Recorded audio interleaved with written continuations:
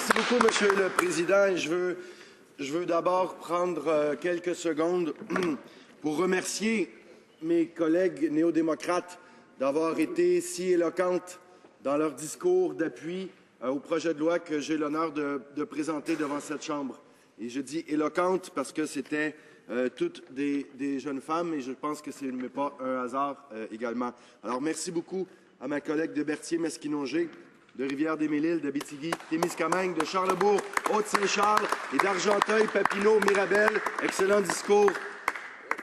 Et je vais poursuivre avec ma voix éraillée aujourd'hui, Monsieur le Président, pour vous dire que finalement, fondamentalement, ce projet de loi vise à protéger les femmes, les futures mères, leurs enfants, qu'elles soient enceintes ou en train de les allaiter, de mettre fin à une iniquité, une incohérence qui existe, tout simplement parce que cette femme-là, cette travailleuse-là, elle travaille sous juridiction fédérale.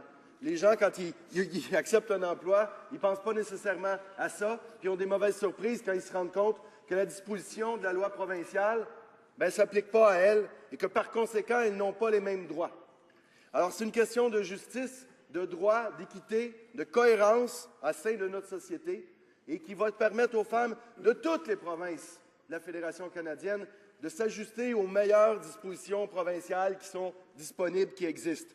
Le Québec est à l'avant-garde, mais j'invite les autres provinces également à aller de l'avant. Parce qu'un programme comme une maternité sans danger, ça marche. Ça marche, ça aide les femmes, ça aide les travailleuses, ça sauve des vies, ça empêche des accouchements prématurés, c'est bon pour les fœtus et les futurs bébés, nos enfants, ça les protège. Donc, je pense que c'est une mesure qui est nécessaire et qui, en 2012, devrait faire partie des choses normales, où on respecte les femmes qui sont enceintes ou qui allaitent, on respecte leur sécurité, leur santé, celui de leur bébé également. Alors, c'est un enjeu sur le fait, est-ce qu'on est sérieux dans notre défense de la famille? On entend tous les partis politiques dans cette Chambre défendre la famille, défendre les femmes. Là, on a une occasion concrète d'aider les femmes, d'aider les familles. Si on est pour les valeurs familiales, on est pour C-307. Si on est pour aider les femmes enceintes, on est pour C-307. Si on est sérieux, les conservateurs, les libéraux vont voter avec nous là-dessus pour protéger les femmes, pour protéger les enfants. Alors, j'invite tous mes collègues de la Chambre, de tous les partis politiques, d'appuyer ce projet de loi-là parce qu'on va pouvoir agir, faire une différence et aider concrètement les gens. Et c'est une décision, Monsieur le Président, qui n'est pas farfelue. Ça prend un billet de médecin. Il y a des critères établis pour voir si la santé de la femme ou de son bébé est menacée.